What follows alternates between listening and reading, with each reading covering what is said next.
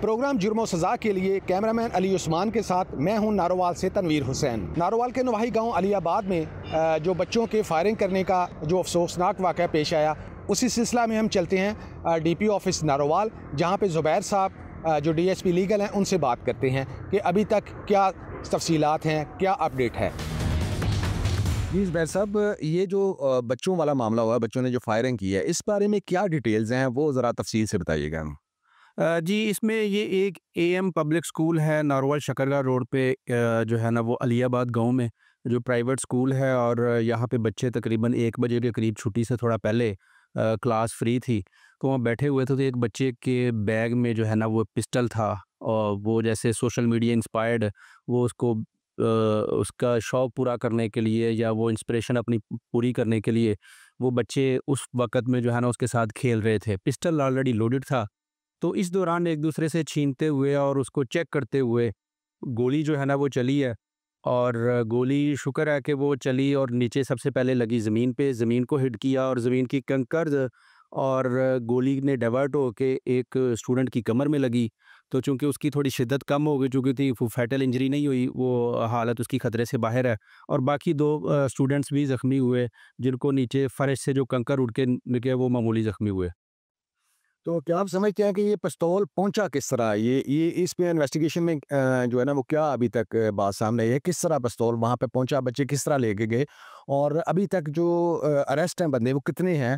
और उनका है यानी कि उसकी डिटेल क्या है वो? पिस्तौल कहाँ से आया है? असल में उस्मान नामी एक स्टूडेंट है जो बैग में लेके आया था। उस्मान नामी बंदे से जो है ना वो इन्वेस्टिगेशन की गई है, तो उसने बताया है कि जी मैंने अपने क्लास फेलो सैफ़ियुर रहमान से जो है ना वो ये पिस्तौल ख़रीदा था। तो सैफ़ियुर रहमान को जब शामिल तफ्तीश किया गया, तो उसने बताया कि एक लोकल वहाँ पे जो सिरकियों बनाते हैं का काम करता है, सज्जाद अहमद नामी एक बंदा, उसको मैंने कहा था और उसने मुझे जो है ना वो लेके दिया है। फिर सज्जाद अहमद तक हम पहुँचे, तो सज्जाद अहमद ने जो है ना वो हमें बताया कि मैं सिरकियाँ बनाने के साथ-साथ कभी-कभी वेटरी का काम करता हूँ फ़लाँ शकरगढ़ के एक मैरिज हॉल में। तो वहाँ मैंने अपने को-वेटर से जो है ना ये ₹12,000 में ख़रीदा था, और ₹12,000 में ख़रीद के तो तकरीबन इसी रेंज में इसने जो है ना वो सैफ़ियुर रहमान और उस्मान को बेच दिया था। उस दिन उस्मान जो है ना वो ये लेके आया था, और ये अपना शौक़ पूरा करने के लिए वो इस्तेमाल कर रहे थे। अभी हमारे पास 3 लोगों के खिलाफ़ एफ़आईआर है, बशमूल प्रिंसिपल उमर शहज़ाद। तीनों बंदे ज़ेरे हिरासत हैं, बल्कि जो चेन हमारी बन रही है पीछे एंड तक, वहाँ पे भी हम तकरीबन वो वेटर वाले तक पहुँच चुके हैं। इसके पीछे भी इंशाल्लाह जाएँगे कि ये कहाँ से चला और ये गैर कानूनी हथियार क्यों ट्रैवल करता रहा, और इंशाल्लाह सबको हम इस केस में जो है ना वो फ़िक्स करेंगे, और इसके अलावा भी जो कार्रवाई बनती होगी हम इंशाल्लाह ज़रूर करेंगे। इस वक्त मौजूद हैं हम थाना सदर नारोवाल में। यहाँ पे हमारे साथ मौजूद हैं एसएचओ थाना सदर आसफ नबी साहब। उनसे बात करते हैं कि अभी तक इस केस में क्या डेवलपमेंट हुई है और कितने लोग अरेस्ट हैं और क्या अपडेट है। नबी साहब, अस्सलाम वालेकुम।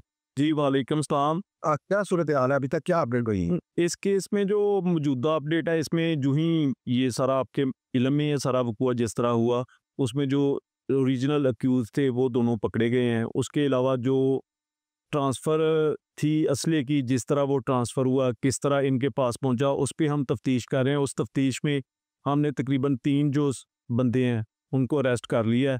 अभी जो लास्ट बंदा है उसने बताया कि उसने अपने कज़न से ख़रीदा था।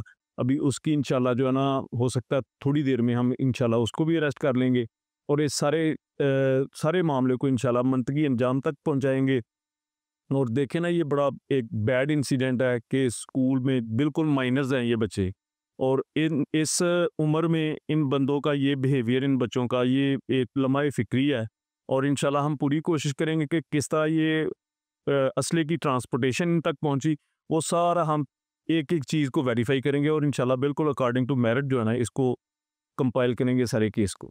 अच्छा, असलम नबी साहब, आप क्या समझते हैं कि ये जो इस फायरिंग का जो इंसिडेंट हुआ अफसोसनाक था, तो बच्चे स्कूल लेके पहुंच गए जो पिस्टल था, लेकिन मकसद क्या था? ये अभी तक कोई तफ्तीश में सामने आया कि उस बच्चे का मकसद क्या था? वो क्यों लेके गया वो पिस्टल स्कूल में? उसको क्या ज़रूरत पेश आई? ये बिल्कुल आप दुरुस्त फरमा रहे हैं। इसको हमने बिल्कुल एनालिसिस किया है सारे मामले का कि आखिर क्या वजह थी कि इतने माइनर्स बच्चे जो हैं इनके पास ये असला वगैरह रखने की इनको क्या ज़रूरत थी। ना तो इन बच्चों की कोई दुश्मनी है आपस में, ना ही इस तरह का कोई मामला है। हाँ, जो चीज़ सामने आई है अभी कि ये जो सोशल मीडिया पे और मुख्तलिफ प्लेटफॉर्म्स जो हैं, इनसे इनके अंदर जो शौक़ है वो डेवलप हुआ असला रखने का, और उसी शौक़ की जो है ना समझ लें कि ज़ुमरे में आके इस तरह का इंसिडेंट उन्होंने जो है ना वो अकर किया। अदरवाइज़ कोई कोई होता है ना इसमें, कोई रिवेंज हो, कोई दुश्मनी हो, कोई ऐसी कोई भी बात नहीं है इसमें, सिर्फ जस्ट बच्चों का शौक़। और ये सबसे बड़ी नेग्लिजेंसी मेरे ख्याल में, मैं समझता हूँ कि सबसे बड़ी नेग्लिजेंसी वालिदैन की है, और उसके बाद जो है स्कूल इंतज़ामिया की है, और उसके बाद जो सबसे बड़ा कलीदी किरदार मुआशरे का होता है कि मुआशरे को चाहिए कि वो अच्छा किरदार जो है उसको पोर्ट्रेट करें, ना कि बुरे किरदार जो है उनको कॉपी करें। अच्छा, आप क्या समझते हैं कि ये जितने बंदे आपके पास 3 लोग वो अरेस्ट हैं, यानी कि 2 बच्चे हो गए और एक हो गया स्कूल का प्रिंसिपल हो गया, और जिन्होंने प्रोवाइड किया पिस्तौल वो 2 लोग वो हैं। अभी तीसरा बंदा आप कह रहे हैं कि चेन में, ये चेन जो है ना वो लेंथी होती जा रही है, काफ़ी लंबी होती जा रही है। तो क्या आप समझते हैं कि इसकी ये कहाँ से चला, और आपके मुताबिक ये क्या अभी तक क्या सामने आया कि ये कहाँ से चला और किस तरह हुआ होगा सारा मामला? ज़रा इसके बारे में ब्रीफली बताइएगा। सर, इसमें आप अगर कहें कि स्पेसिफिकली कोई इसमें कोई मोटो था या कोई मकसद था इस असले को प्रोवाइड करने का, ऐसी कोई बात नहीं है। ये जस्ट आप यही समझ लें कि एक जो कम इल्म तबका है वही जिस तरह की ट्रांसपोर्टेशन कर रहा है उसी हिसाब से है। कोई इसमें वो जो असला हमने रिकवर किया उसको भी देखा है, कोई अपना जो है ना वो ऐसे जेन्युइन कंडीशन में नहीं है, बिल्कुल रफ जो है ना उसकी पोजीशन है। जी, इस वक्त मैं मौजूद हूँ स्कूल इंसिडेंट में ज़ख्मी होने वाले बच्चे फ़रहान के घर में। तो उनके उस्ताद जो स्कूल ऑनर हैं वो भी मेरे साथ हैं। आपका क्या नाम है जी? उमर शहजाद। उमर शहजाद साहब हमारे साथ मौजूद हैं, इनसे बात करें। उमर शहजाद साहब, ये हुआ क्या वाक़या, ये क्या था वाक़या मामला, बताएंगे ज़रा? सर, तकरीबन टाइम जो था ना, ब्रेक के बाद लेक्चर शुरू हुआ रहा था, तकरीबन 1 बजे का टाइम है ये। मैं दफ्तर में बैठा हुआ था तो अचानक मुझे आवाज़ आई है फायर की। मैं दफ्तर से भागा हुआ ऊपर गया, क्लास ऊपर होती है 9th क्लास की ना, तो सीरियस सारे बच्चे ज़ाहिर सी बात है आवाज़ सुन के परेशान हुए, सारे बच्चे बाहर निकल आए। मैं सीरियस ऊपर जा रहा हूँ, आगे से बच्चे इसको पकड़ के लेके आ रहे हैं। यानी कि 3 बच्चे थे जिनको ना थोड़ा डैमेज हुआ। तो ये इन्होंने ये चीज़ बताई कि सर ऊपर ना फायर चला है। मैं परेशान हो गया कि फायर कहाँ से आ गया। तो मैंने ऊपर जाके जब देखा तो मैंने फटाफट बैग चेक किया। मैंने कहा कहाँ किसके पास है पिस्टल। तो सभी बच्चों के बैग्स वगैरह चेक किए। एट दी एंड जब लास्ट टेबल पे गया वहाँ पे 3 बैग पड़े हुए थे।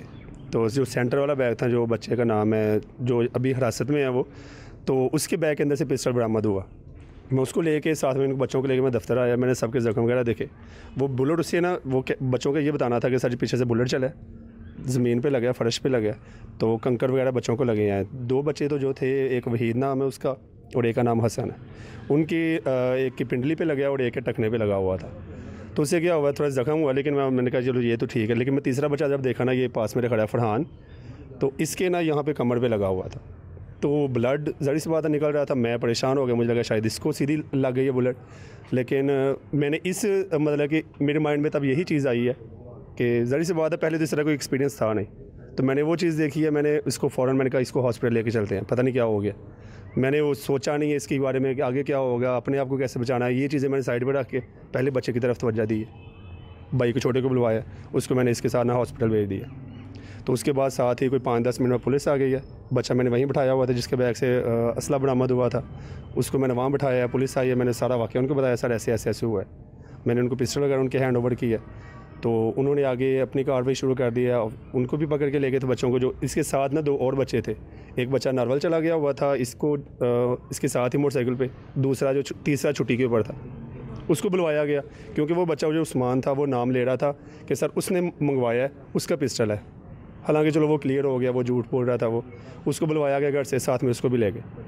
जाके उन्होंने अपनी ज़ाहिर सी बात है पुलिस ने जो कार्रवाई वगैरह करनी थी, जाके उन्होंने वहाँ पे अभी मुझे डिप्टी कमिश्नर साहब से बात हुई थी और मैंने स्कूल का विज़िट भी किया है। तो स्कूल जो है ना वो इंतज़ामिया, ज़िला इंतज़ामिया की तरफ से सील कर दिया गया है। तो ये आप क्या समझते हैं कि ये क्यों हुआ है और किस तरह ये मामला, यानी कि इसमें क्या समझते हैं कि आप फॉल्टी हैं? सर पता क्या चीज़ है, सुबह सुबह हमारे पास हमारे अदारे में तकरीबन 800-900 बच्चा है मौजूद अल्हम्दुलिल्लाह। तो अब क्या चीज़ है, सुबह सुबह आप भी जानते हैं इस चीज़ के बारे में, हर एक बच्चे की तलाशी लेके उसका बैग इंडिविजुअली तौर पे चेक करके हम बच्चे को अंदर दाखिल नहीं कर सकते, क्योंकि इस तरह से अगर करेंगे तो ऑटोमेटिकली 10-11 तो बज जाएंगे वहीं पे। तो इस तरह से चीज़ मुमकिन नहीं है, लेकिन हमारे पास वहाँ पे CCTV कैमराज लगे हुए हैं पूरे स्कूल में, सिक्योरिटी गार्ड है, मतलब कि अवेलेबल होता है वहाँ पे वो 24 घंटे। यानी कि हमने अपनी तरफ से पूरी कोशिश की हुई है कि सेफ़ एंड साउंड बच्चों के रखें, क्योंकि हमारी ज़िम्मेदारी है, हम उनके वालिदैन होते हैं वहाँ पे। हम अपनी तरफ से तो कोशिश करते आए हैं शुरू से, तकरीबन 5 साल हो गए स्कूल को बने। सर फर्स्ट टाइम ही ऐसा हुआ है कि कोई बच्चा इस तरह की कोई चीज़ ले आया और हमारी बात किस्मती कह लें कि वो उसी दिन इंसिडेंट हो गया। ये सर ऐसा हुआ है कि मुझे जब तलाह मिली है ना, तब तक बच्चा हॉस्पिटल में चला गया था। उमर साहब ने मुझे बताया, जब मैं आया तो देखा तो बच्चे की हालत बिल्कुल ठीक ठाक थी। बाद में बस ऐसा इशू बन गया तो मुझे पता चला कि वो बच्चा लेके आ गया वेपन। बच्चा भी बिल्कुल छोटा है, तो वो गलती से उससे चल गया तो कुदरती हादसा एक हो गया। बच्चों की जान बच गई, शुक्र अल्लाह का। नहीं, आप क्या कहते हैं कि इसमें जो बच्चा जो नेगलिजेंस ज़ाहिर है बच्चे की थी, वो वेपन स्कूल में लेके आया, तो आप इसको हादसा करार दे रहे हैं कि ये उसने, यानी कि किसी ने जानबूझ के ये इस तरह नहीं किया? जानबूझ के किसी ने नहीं किया, जो एक हादसा हो गया। हादसे में बच्चों की जान भी बच गई, सब कुछ हो गया, लेकिन इशू बन गया, रौला बन के। कोई ऐसा मुश्किल नहीं है, स्कूल बंद हो गया बच्चों का। तो आप खालिद साहब, ये जो स्कूल ऑनर है वो भी आपके साथ खड़े हैं, ठीक है, उनसे भी मैंने बात की है। तो अब इस चीज़ को इलाका जो SHO है उसने भी हमारा बहुत साथ दिया है, पर्चा दर्ज किया, सब कुछ किया, लेकिन उसका हक बनता था। लेकिन हम तो चाहते हैं अभी स्कूल खुलना चाहिए, बच्चों का बहुत पढ़ाई का मसला है, उसमें 1000-1100 बच्चा, सबके वालिदैन परेशान है घर घर में। तकरीबन 800 घर तो होगा इतने बच्चों के साथ, या 700 होगा, 700 लोग परेशान है हदायत में घर वाले। स्कूल खुलना चाहिए, बाकी मामला आता जो पुलिस देख ले। कोई जेर में बात आई हो? जी सर, यही है कि इस तरह की जो चीज़ें होती हैं वो वालिदैन को भी काइंडली थोड़ा सा चाहिए कि बच्चों की पहुंच से दूर होनी चाहिए, क्योंकि इस तरह की जो भी चीज़ कोई भी एक्सेसिबल चीज़ है, कोई भी इस तरह की कोई चीज़ किसी घर में पड़ी हुई है, तो काइंडली वालिदैन को हम यही चीज़ बताना चाह रहे हैं, या मैं आपके प्लेटफॉर्म से ये बोलना चाहता हूँ कि इस तरह की चीज़ें किसी लॉकर में रखें या बच्चों की पहुंच से दूर रखें, ताकि कोई बच्चा इस तरह की चीज़ लेके स्कूल में ना जाए, क्योंकि बैग की तलाशी जो है सर वो आपको पता है नामुमकिन है। बेटा, ये मुझे बताएं कि क्या हुआ, क्या था एक्चुअल मामला? हम टेस्ट दे के आए थे, सारा आए थे, टेस्ट वापस दिए सर ने। बाद में लेक्चर शुरू हो गया, पीछे से अचानक ही फायर की आवाज़ आई। मैम लेक्चर ले रहे थे, बोर्ड पे समझा रहे थे, हमें कुछ समझ नहीं आई। सारे स्कूल के बच्चे जमा हो गए हैं, टीचर्स भी, और जो सी टीचर लेक्चर ले वो बाहर चले गए हैं, बच्चे भी भाग के। जब देखा मेरा ब्लडिंग कर रहा था, मैं नीचे आ गया, सारे ऊपर आ रहे थे वैसे, तो वो उसी टाइम उन्होंने मुझे हॉस्पिटल भेज दिया बाइक पर बच्चे के साथ। हमें तो ये पता ही नहीं था ये होना है ऐसा। आप किसी को, बच्चे को नहीं पता था कि उस बच्चे के पास वेपन है? नहीं था पता, वो बैग में था, हमें पता नहीं। वो लास्ट बेंच पे बैठा हुआ था, हम फर्स्ट बेंच पे बैठे हुए थे, हमें किसी को कुछ नहीं था पता है। वो तो आपके साथ जो बच्चे जख्मी हुए थे उनका नाम क्या है, वो कौन कौन से हैं और उनकी हालत कैसी है? वो अब ठीक है, बैठे हुए हैं, एक दुकान पे बैठे हुए हैं, दूसरा घर पर ही है। एक का नाम अब्दुल वहीद है और एक का नाम अली हसन है। अस्सलाम वालेकुम। प्रोग्राम जुर्म और सजा के लिए सखर से मैं हूँ यासिर फारूकी। चंद रोज कबल सखर में महकमा सेहत, जिला इंतजामिया, डिस्ट्रिक्ट पुलिस और हसास इदारे की जानिब से मुश्तरका कार्रवाई में NICVD अस्पताल के करीब निजी हाउसिंग सोसाइटी के एक जेरे तामीर बंद घर से लाखों रुपए मालियत की सरकारी अद्वियात कार्रवाई के दौरान बरामद की गई। ये सरकारी अद्वियात आम मार्केट में सस्ते दामों फरोख्त की जानी थी। इस केस में अब तक क्या पेशरफ्त हुई है, क्या मुल्जिमान गिरफ्तार हो चुके हैं, ये अद्वियात कौन से अजला के सरकारी अस्पतालों और डिस्ट्रिक्ट हेल्थ ऑफिस से चोरी करके फरोख्त के लिए आम मार्केट में बेची गई थी, और अब तक इस हवाले से मुल्जिमान गिरफ्तार हुए हैं या नहीं हुए हैं, इस केस में मजीद क्या पेशरफ्त हुई है, चल के महकमा सेहत के अफसरान से जानते हैं। हम इस वक्त डिस्ट्रिक्ट हेल्थ ऑफिस में मौजूद हैं, जहां पे सरकारी अद्वियात जो एक घर से बरामद की गई हैं उन्हें सील किया जा रहा है। मैं आपको वो अद्वियात दिखाना चाहूंगा कि ये वो अद्वियात हैं जिन पे वाज़े तौर पे लिखा हुआ है कि ये सिंध गवर्नमेंट की प्रॉपर्टी हैं और नॉट फॉर सेल हैं। ये चोरी करके मुख्तलिफ इलाकों में सस्ते दामों बेची जाती हैं। इसकी अगर कीमत देखी जाए तो ये 1300 रुपए की जो इसकी कीमत है, और ये एक दवा है। इसी तरह मलेरिया की ये दवा है इस पे भी वाज़ेह तौर पे लिखा हुआ है मलकियत हुकूमत सिंध फरोख्त के लिए ममनू है, बाकायदा इस पे ये स्टैंप है। उसके बावजूद ये अद्वियात अस्पतालों से मुख्तलिफ डीएचओ ऑफिसेस से चोरी होके आम मार्केट में फरोख्त के लिए आती हैं। इस हवाले से डिस्ट्रिक्ट हेल्थ ऑफिस में ही मौजूद ड्रग इंस्पेक्टर से जानते हैं कि इस केस में अब तक क्या पेशरफ्त हुई है। इस वक्त हम ड्रग इंस्पेक्टर शफक चाचड़ के साथ मौजूद हैं। इनसे जानते हैं कि इस केस में क्या पेशरफ्त हुई है। ये बताइएगा केस में क्या पेशरफ्त हुई है, ये पता चल सका है ये घर किसका था, कौन मुल्जिमान है जिन्होंने ये अद्वियात यहाँ पे रखी हुई थी? बेसिकली ये घर जो है वो बेसिकली एक निजी प्रॉपर्टी है और इस निजी प्रॉपर्टी के लिए हमने असिस्टेंट कमिश्नर साहब को भी कहा है कि हमें काइंडली इसकी एक प्रॉपर डॉक्यूमेंटेशन दे दें ताकि हमें पता लग सके कि घर बिलोंग किससे करता है। तो अब कार्रवाई भी हम उन ओनर के खिलाफ ही करेंगे इस हवाले से। अच्छा ये बताइएगा कौन कौन सी अद्वियात इसमें से मिली हैं, कितनी मालियत की हैं ये अद्वियात? इसमें तकरीबन लोकल परचेजिंग की भी अद्वियात हैं, यूके के भी स्मगल्ड प्रोडक्ट इसमें है एक अदद और इसके अलावा तकरीबन Sindh government property not for sale की है और इसकी मालियत तकरीबन 48 लाख से ज्यादा है। अच्छा ये बताइएगा कि ये जो अद्वियात आई हैं तो हर जिले में सरकारी अद्वियात एक बैच कोड के साथ आती हैं, तो क्या आपने मुख्तलिफ अजला को भी लिखा है कि वो अपने बैच कोड दें और किस तरह ट्रेसिंग हो पाएगी, क्योंकि मुल्जिम भी नहीं अब तक पकड़ में आया है कि ये कौन से अस्पतालों से चोरी की गई थी अद्वियात? बेसिकली हमने तकरीबन सरकारी अस्पताल जो हमारी अपनी डिस्ट्रिक्ट में हैं और जो भी हमारे बीएचओज हैं, हमारी सिविल हॉस्पिटल्स हैं और हमारे डिस्ट्रिक्ट हेल्थ ऑफिसर्स की जो ड्रग स्टोर्स हैं, उन सबको हमने जो है वो लेटर्स जारी कर दिए हैं कि वो अपनी प्रोक्योरमेंट लिस्ट हमें दे दें ताकि हम उन बैच नंबर्स और उनको मैच कर सकें। फिर उनसे हम पूछें कि ये कौन सी माफिया बेसिकली इन्वॉल्व है और किस चेन के जरिए जो है ये माल प्राइवेटली जो है सेल किया जा रहा है। अच्छा कुछ अंदाजा है कि ये अद्वियात जो खरीदी जाती हैं मार्केट में किन दामों ये बेची जाती हैं, क्योंकि मैंने कुछ अद्वियात यहाँ पे देखी कि काफी महंगी हैं, तो मार्केट में ये चोरी शुदा जो अद्वियात हैं कितने में बिकती हैं? बेसिकली जैसे यहाँ पे जो सबसे महंगा प्रोडक्ट हमें मिला है वो एक इंजेक्शन है जिसको बेसिकली हम प्राइवेटली टेंजो के नाम से मशहूर हुए। उसमें उसकी तकरीबन मालियत है तकरीबन 1300 रुपए। अब वो 1300 रुपए से या तो फिर वो कुछ कम दाम में होती है क्योंकि वो ब्लैक में भी सेल करते हैं और गवर्नमेंट प्रॉपर्टी होती है तो फिर क्योंकि क्या है कि वो लेते परचेजिंग जो है वो सस्ते में लेते हैं और फिर वो सेल जो है वो अगर 1300 की है तो वो 1400 100 रुपए 200 रुपए ऊपर ही करके ही देते हैं ब्लैक में। अब मुकदमा दर्ज हुआ है दूसरा, क्योंकि सरकारी अद्वियात इसमें मिली हैं तो ये मुकदमा डिस्ट्रिक्ट पुलिस के पास दर्ज होगा, एंटी करप्शन में दर्ज होगा, इसका क्या प्रोसेस आगे होगा? बेसिकली ये डिस्ट्रिक्ट एडमिनिस्ट्रेशन जो हमारे साथ थी इसी साहब की है वो बेसिकली इसके ऊपर अपनी कार्रवाई करेंगे और जो हमारा अपना प्रोसीजर है वो हम अपने ड्रग एक्ट के हिसाब से करेंगे क्योंकि हम केसेस रेफर करते हैं ड्रग कोर्ट्स को तो वो फिर वो जो पेनल्टीज लगाएंगी। बाकी अगर डिस्ट्रिक्ट एडमिनिस्ट्रेशन जो है इसमें इंक्वायरी करके करना चाहे तो वो अपने हिसाब से कर सकते हैं अपने कानून के मुताबिक। जी बिल्कुल, चंद रोज गुजर चुके हैं, ना तो अब तक मुल्जिम का कोई सुराग मिल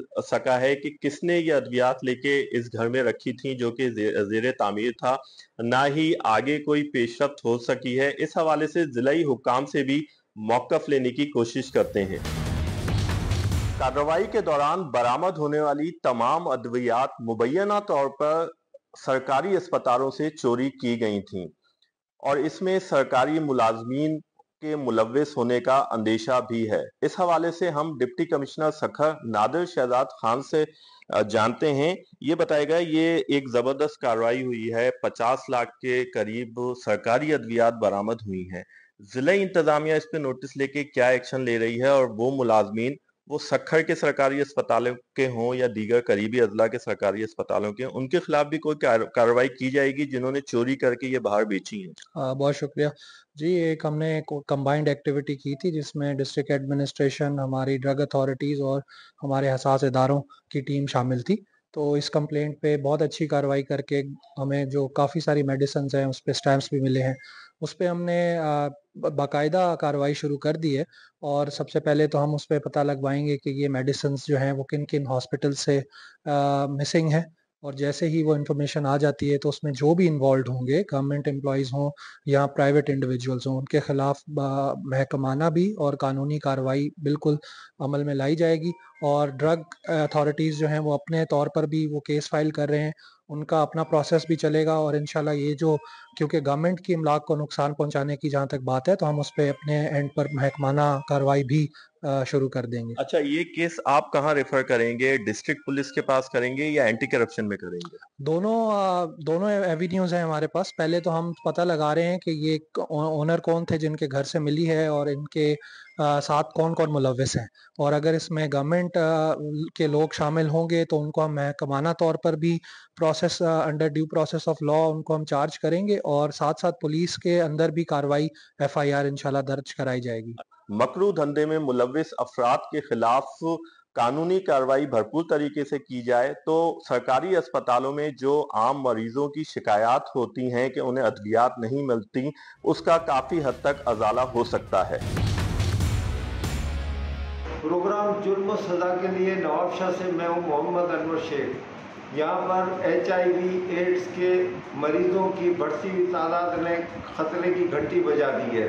इस सिलसिले में आपको बताऊं कि यहाँ डॉक्टरों का कहना है कि ज़्यादातर जो मरीज लाए गए हैं वो उनमें बच्चों की अक्सरियत है जिनमें HIV के जरासीम पाए गए हैं, जिसकी वजह से महकमा सेहत के अंदर जो है वो हलचल मच गई है, जबकि वालिदैन में तशवीश की लहर दौड़ गई है।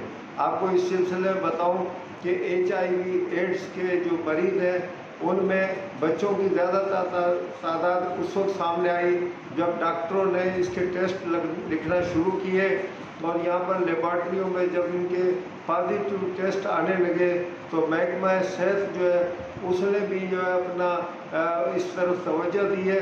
और इस वक्त सूरत हाल ये है कि यहाँ पर HIV के बच्चों के खाली जो इस वक्त जो मरीज सामने आए उनकी तादाद 150 से ज़ायद है। और यहाँ ये भी आपको बताऊं कि बड़े अफराद में भी जो है जिनमें नौजवान हैं और बुज़ुर्ग हैं उनके अंदर भी जो है HIV और एड्स के पॉजिटिव केस सामने आए हैं। जबकि आपको ये भी बताऊं कि mother and child care hospital में भी यहाँ पर जो है कुछ ऐसे मरीज सामने आए जो कि अस्पताल के मुलाजिम हैं। इस सिलसिले में अस्पताल के डॉक्टरों का ये कहना है, इंतज़ामिया का ये कहना है कि इन मरीज़ों को जो है वो फ़िलहाल अपनी ड्यूटी से हटा दिया गया है और यहाँ पर जो है उनका इलाज किया जा रहा है।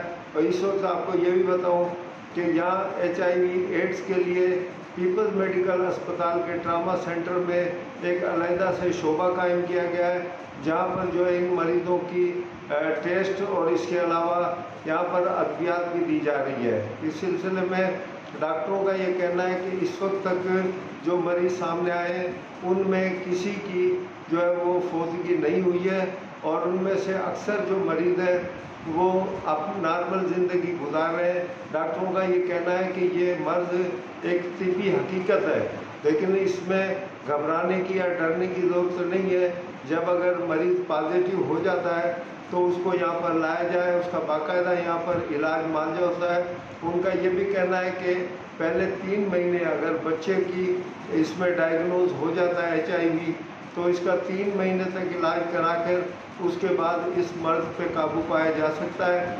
लेकिन ये कि उम्र भर उसको दवा खानी पड़ेगी, लेकिन ये कि इस मर्ज का जो है वो खात्मा मुमकिन नहीं है जब तक वैक्सीन ना आए, लेकिन इस मर्ज पे काबू पाया जा सकता है। इस सिलसिले में सूबाई वज़ीर सेहत डॉक्टर अज़रा पेचो ने भी नोटिस लिया और इस सिलसिले में नवाबशाह के DC हाउस के दरबार हाल में उन्होंने इजलास मुनक़िद किया जिसमें महकमा सेहत, सिंध हेल्थ केयर कमीशन और इसके अलावा जो है वो ज़िले इंतज़ामिया, पुलिस ये अफसरान वहाँ पर मौजूद थे। इस सिलसिले में डॉक्टर अज़रा फजल पेचो का ये कहना था कि इस वक्त जो है वो HIV के एड्स के जो इस वक्त मरीज़ सामने लाए जा रहे हैं उनकी हिस्ट्री ये है कि ज़्यादातर वो मरीज़ हैं जो कि गैर रजिस्टर्ड शुदा ब्लड बैंक से उन्होंने ब्लड हासिल किया, बच्चों को लगाया या बड़ों को लगाया उसमें वो जरासीम पाए जाते थे HIV एड्स के, जिसकी वजह से वो पॉजिटिव हुए और इस मर्ज में मुब्तला हुए। जबकि उनका ये भी कहना था कि इस वक्त सिंध में 6 लाख अताई डॉक्टर जो कि इस मर्ज को तकसीम करने के सबसे ज़्यादा ज़िम्मेदार हैं, वो भी यहाँ पर काम कर रहे हैं, जो कि एक ही सिरिंज से कई मरीज़ों को जो है इंजेक्शन लगाते हैं, जिसकी वजह से ये मर्ज फैल रहा है। उनका ये कहना था कि ये अताई डॉक्टर माशरे का नासूर है, इसके खात्मे के लिए लोगों को, सिविल सोसाइटी को भी इंतज़ामिया के साथ मिलना चाहिए, उनका साथ देना चाहिए। उनका ये कहना था कि इस वक्त जो है जो भी अताई डॉक्टर हैं उनके खिलाफ फौजदारी मुकदमात कायम किए जा रहे हैं, जबकि ज़िला शहीद बेनज़ीराबाद में 12 अताई डॉक्टरों को गिरफ्तार भी किया गया है।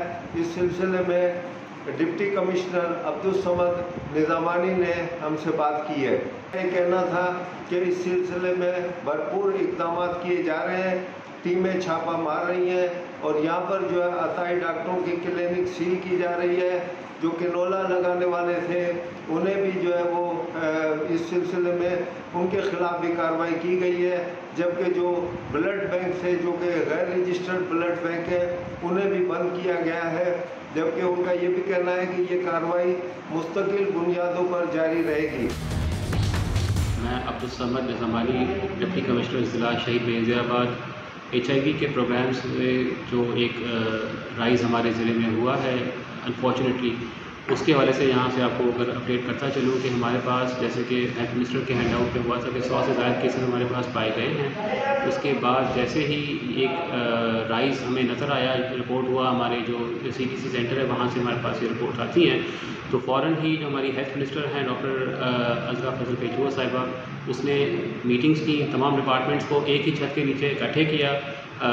उसमें डिस्ट्रिक्ट एडमिनिस्ट्रेशन तो लीड में है, लेकिन हेल्थ डिपार्टमेंट उसमें हमारे साथ शामिल है। हेल्थ केयर कमीशन जिसका इसमें सबसे ज़्यादा कलीदी किरदार है, उसके अलावा ड्रग इंस्पेक्टर्स और सिंध ब्लड ट्रांसमिशन अथॉरिटी, उनके जो अमलदारान हैं वो तमाम शामिल हुए। एक स्ट्रेटजी हमने बनाई, जो हमें अभी तक हिस्ट्री मिली है जितने केसेस ये आए हैं उन सब में ब्लड ट्रांसफ्यूजन यानी कि खून के अतिया लेने की एक हिस्ट्री थी। तो उस पर फिर हमने क्रैकडाउन एक शुरू किया। इसकी हमने एक मल्टी प्रॉन्ग्ड स्ट्रेटजी हमने बनाई है।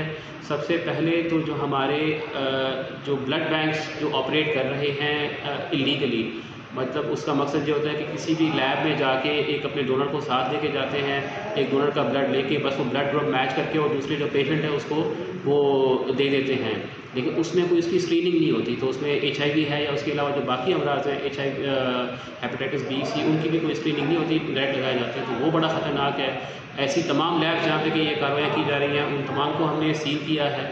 उसके अलावा जो एक प्रैक्टिस जो हमें नज़र आई थी वो कैनुला सेंटर्स की थी, जिसमें ये था कि हमारे जो बाहर लोग वो अताई डॉक्टर्स ही आप उनको कह लें कि उन्होंने कैनुला लगा रहे होते थे। अब उसमें कोई भी IBC प्रैक्टिसेस यानी कि इन्फेक्शन कंट्रोल प्रैक्टिसेस उनकी कोई भी नहीं थी। कैनुला उसमें या तो अगर कोई रिपीट हो रहा है या वहाँ पे गंदगी फैली हुई है तो किसी भी चीज़ का ख्याल नहीं रखा जा रहा। वो तमाम कैनुला सेंटर्स भी हमने यहाँ पे बंद किए।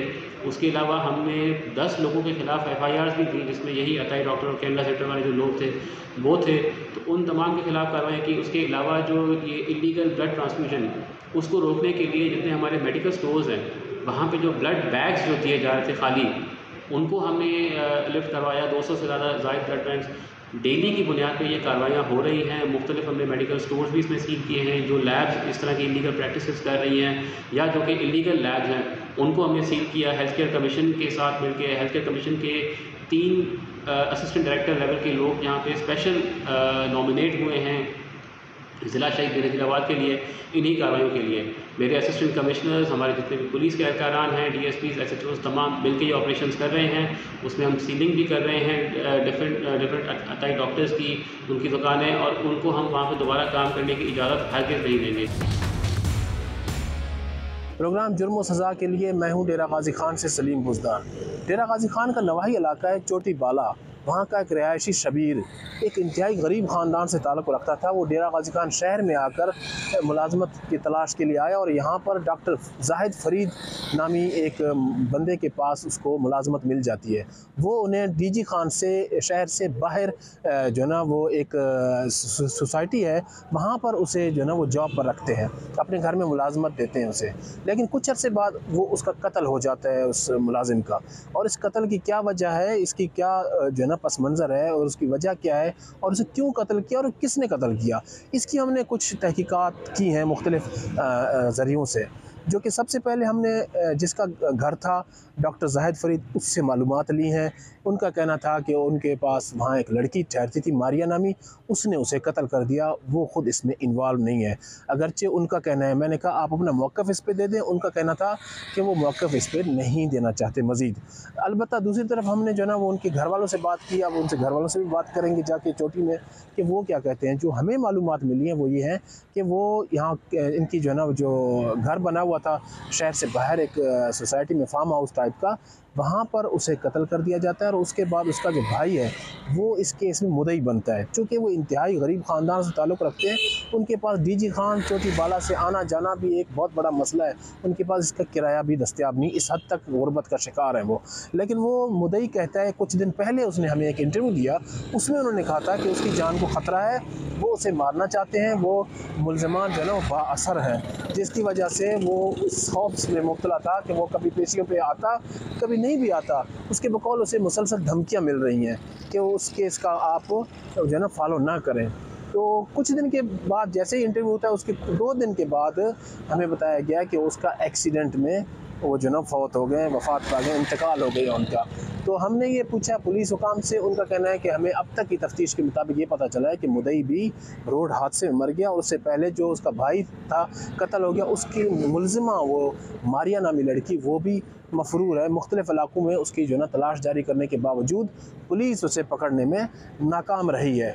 हम ये इस सिलसिले में पहले जाएंगे मुज़ाफ़ाती इलाका चोटी बाला, वहाँ पे उनके घर वालों से करेंगे बात, उसकी वालदा से, उनके भाइयों से, और वो भी इंटरव्यू आपको सुनाएंगे इसमें जो मरने से पहले उसके मुद्दई भाई ने इंटरव्यू में जिन खदशात का इज़हार किया था वो भी सुनाएंगे आपको। उसके बाद हम जाएंगे पुलिस हुकाम के पास जो कि SP इन्वेस्टिगेशन है, वो इस मामले को इन्वेस्टिगेट कर रहे हैं, उनसे भी बात करेंगे। जी मेरे भाई को 1 साल होने वाला है, जो है ना 31/7 का ये वक़्त हुआ है 2024 का। 1 साल होने वाला है मेरे भाई का, जो है ना FIR तो काटी गई लेकिन फर्जी तौर कोई अमली तौर काम नहीं हुआ आज तक, जो है ना पुलिस वालों का और हर असर बाला से मैं मिल चुका हूँ, मेरी कोई नहीं सुन रहा, जो है ना जिसके पास जाऊँ वो बोलते हैं हमें पता नहीं है, आप लोग बताओ मुल्ज़िम कहाँ है। अभी ये हमारा काम थोड़ी है, हम गरीब आदमी हैं, हमारे पास इतने कुछ है नहीं वसाइल, जो है ना। तो मेरे वज़ीर-ए-आज़म शहबाज शरीफ और IG पंजाब वज़ीर आला Maryam Nawaz, supreme court of Pakistan, army chief से मेरी दरख्वास्त है हमें इंसाफ दिया जाए। 1 साल हो रहा है मेरे भाई का, जो है ना डॉक्टर ज़ैद फरीद खोसा के फार्म हाउस में कत्ल हुए, आज तक इंसाफ नहीं मिल चुका। मैं धक्के खा खा के थक चुका हूँ, कोई ऐसी जगह नहीं है मैं ना गया हूँ जहाँ पे मैं भी मेरी खुदारा मेरी मदद की जाए, मुझे इंसाफ फराहम किया जाए। मुझे 1 साल से हो रहा है, मैं धक्के खा के जिस अफसर के पास जाऊँ वो मेरी नहीं सुन रहा, मैं कहाँ जाऊँ इंसाफ के लिए, दर बदर ठोकरें खा रहा हूँ, मैं कहाँ जाऊँ? आप लोग खुद बताओ, इंसाफ गरीब आवाम कहाँ जाए, इंसाफ के लिए किधर जाए? मेरी हर हुकूमत से जो है ना हुकूमत पाकिस्तान से दरख्वास्त है मुझे इंसाफ फराहम जाए, तहफ़्फ़ुज़ भी फराहम जाए। हम जाते हैं ना वहाँ पे हमें धमकी हमें मिलती है, जो है ना हम डर के जाते हैं, हम गरीब आदमी हैं, हमें डर है, अपना खौफ है और हमें इंसाफ फराहम किया जाए। बड़े मेहरबानी वज़ीर आला मरियम नवाज़ साहिबा से है, जो है ना ख़ास हम अपील करते हैं हमारी जो है ना मदद की जाए, हम जो है ना इंसाफ हमें मुहैया किया जाए। हाल ठीक है, मेरा बच्चा मारे, कोई इंसाफ नहीं मिला, कोई ना पुलिस साड़ी सुन दी, ना IG सुन दे, ना DPO सुन दे, वज़ीर आले दा जलसा उठा गईयां, उन्हें मेरी दरखास्त सुन। डॉक्टर दे कोलों मेरा बच्चा काम करेंदा, मुलाजिम हाँ उनदे काम करेंदा हाँ, नहीं पहले बाल कीते सी, बाल करके भला उनदी रोजी रोटी खा गए, मेरे बच्चे दी जान ही खा गए। क्या सारा गुनाह है, क्या जुर्म है, मजदूर है। जी हमारा भाई था गुलाम शबीर, डॉक्टर जैद फरीद खोसे की जगह पे, वहाँ का घर, उसका घर बन रहा था, वहाँ पे चौकीदारा कर रहा था। असल जो डिटेल है हम खुद बताएंगे। उसके घर पे काम कर, उसका काम हो रहा था, घर बन रहा था, ठीक है। 1 साल से वहाँ पे ड्यूटी कर रहा था, वहाँ पे ड्यूटी कर रहा था, मतलब साल हो गया होगा उसके पास ड्यूटी करते हुए। अभी उसका पहले रिजल्ट, उसने हमारे को कोई ऐसी बात नहीं बताई, ये मसला है वो मसला है, कोई उसका मतलब कोई ख़ास चक्कर नहीं था, वहाँ पे रोज़ी कर रहा था 1 साल से। अभी साल जब हुआ है उसका, वो मतलब सर्दियों में भी आता जाता था अकेला, वहाँ पे बाइक चलाता था, खुद आता था।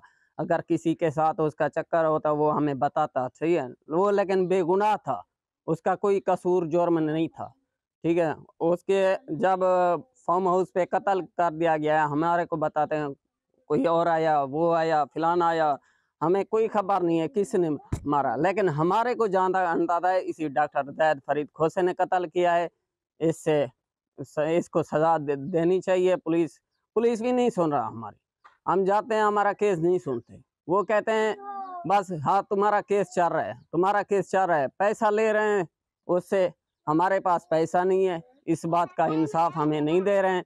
लेकिन ये अगर पुलिस का हक बनता है, मुजरिम को पकड़ो, सख्त से सख्त उसको सजा दो, ताकि उनको भी पता चले आगे वाले के साथ ऐसा नहीं करना चाहिए।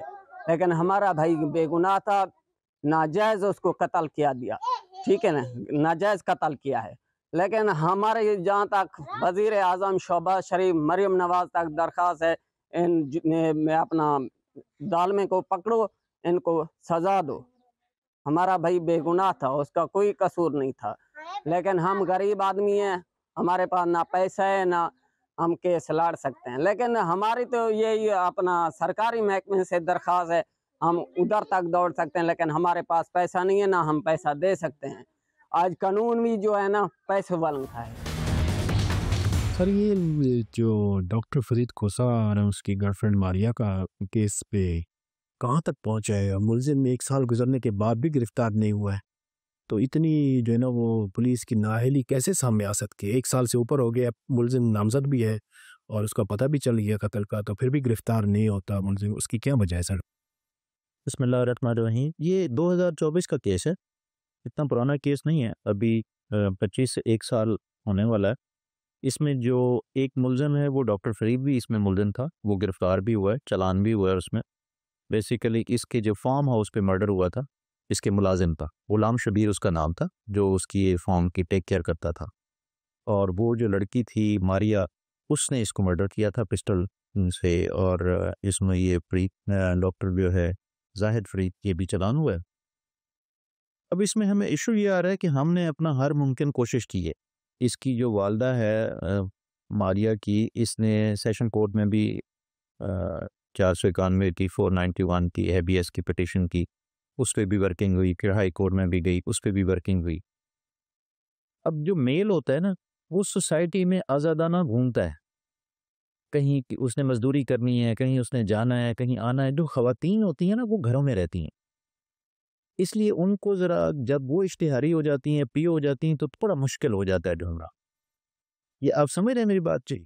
मेल का जो है वो फ्रीक्वेंट बाहर आना जाना होता है, किसी को नज़र आ गया, किसी ने देख लिया। फीमेल ने घर में रहना होता है, तो चूंकि वो अब कहीं किसी घर में बैठी हुई है, तो हम उसको ट्राई बहुत कर रहे हैं, हम टेक्निकल तरीके से भी, उसके CNIC से भी, उसकी जो पुराना मोबाइल फ़ोन है उस सिम है, उस सिम से भी। लेकिन एक तो वो मोबाइल अपना फेंक गई थी जाए वकुआ पे, ये आपको पता होगा, और उसके बाद उसने नई सिम अभी तक कोई नहीं खरीदी की। उस पर हम काम कर रहे हैं, इंशाल्लाह ताला हो जाएगा केस। ठीक है, तो सर ये लड़की वहाँ कर क्या रही थी? उस घर वाले से या उस घर के मालिक से इसका क्या रिश्ता था? इस पे तहकीक ज़ाहिर है 1 साल हो गया है, तमाम चीज़ें सामने आ चुकी होगी। जी, इसमें यही था कि वो जो लड़की थी वो पहले इनके पास मुलाजमा रही है, डॉक्टर साहब के पास, फिर इस दौरान उनके उससे ताल्लुकात भी थे, तो वो उस फार्म हाउस पे फ्रीक्वेंटली विजिटर थी उस फार्म हाउस की। उस दिन भी वो विजिट पे गई, लेकिन जो है वो ये मिसहैप हो गया। ठीक है, तो सर जो डॉक्टर साहब है उसके ऊपर यानी ये मुकदमा में क्या कौन सा केस नामजद हुआ है? क्या उस पे कोई बदकारी का भी इस तरह का कोई केस सामने आया, या सिर्फ मुआविन कत्ल में नहीं, उसको तो इसमें जो मुआविन के तौर पे मर्डर में रखा गया है। बाकी देखिए जो फाशी का या इसमें कोई जना का कोई आंसर जो आप पूछना चाह रहे हैं, वो इसलिए भी नहीं है कि उसका कोई कंप्लेनेंट भी नहीं है और उसकी कोई एविडेंस भी नहीं है। तो बाकी जो उसके मोबाइल डाटा से जो उसके एसएमएस थे, जो उसकी वहाँ पे मतलब जो एविडेंस हमें वर्बल भी मिली, उससे तो ये प्रूव्ड है कि वो उसके साथ उसके रिलेशंस थे। वो रिलेशंस थे तो वो फार्म हाउस तक पहुंची है ना, वरना एक मुलाजमा को कैसे पता है कि जी सर का वहाँ पे फार्म हाउस है डॉक्टर साहब का, और वो वहाँ पे चली भी गई, उसको अंदर भी एक्सेस मिल गई। तो वैसे सर अब तक जो पता चल सका आखिर क्या वजह होगी उसको कत्ल करने जैसा इतना इंतहाई कदम बकौल पुलिस के या बकौल इस पर्चे के मुकदमे के कि वो औरत ने कत्ल किया, अगर उसने किया भी है तो उसके वो असला कहाँ से आया और असला चलाने का उसको कैसे तरीका आता था, और वो यानी उसने किया क्यों है कत्ल? देखिए जो मेन रीज़न है वो तो जब असल मुलज़मा पकड़ी जाएगी, उसकी इंटरोगेशन होगी, तो ये सारी चीज़ें रिवील हो जाएंगी। कुछ चीज़ें इसमें ऐसी हैं जो सामने आ चुकी हैं, केस की गुत्थियाँ सुलझ चुकी हैं, कुछ ऐसी हैं जो अभी जो आपने क्वेश्चंस दिए हैं वो हैं जो जिनके जवाब वो खुद दे सकती है। पिस्टल कहाँ से आया, उसने रीज़न क्या थी, लेकिन अपेरेंटली जो मैंने डॉक्टर को इंटरोगेट किया है, जो डॉक्टर है वो ये कहता है कि और कुछ वहाँ पे जो मुलाजमीन थे जो उसके साथ काम करते थे, वो कहते थोड़ी सी वो साइको थी, रिजिड थी। अब उसमें ये मर्डर की रीज़न क्या बनी, ये फिर जब वो ठीक है कार होगी। तो सर ये जो मुद्दई था इस मुकदमे का, वो मकतूल का भाई, वो भी मुबैना तौर पर कत्ल हुआ है, उसके घर वाला उसका भाई है शमीर, उसके मुताबिक जो हमें उन्होंने बताया कि मेरा भाई क्योंकि वो उस केस को वो कर रहा था, देख रहा था, तो उसको रास्ते में आते हुए उसको रास्ते से हटाया गया है, एक्सीडेंट कराया गया है कॉल होके। तो उस पर आके को पता चल सका आपको इस बात का कि मुद्दई मर गया है या उसके एक्सीडेंट में या हादसे में किसी? और हमारे यहाँ पे तो केस नहीं हुआ वो एक्सीडेंट का, तो उसमें तुझे पे हमने इंटरोगेशन नहीं की, इन्वेस्टिगेशन नहीं की, तो मैं उसके बारे में आपको श्योरली नहीं बता सकता।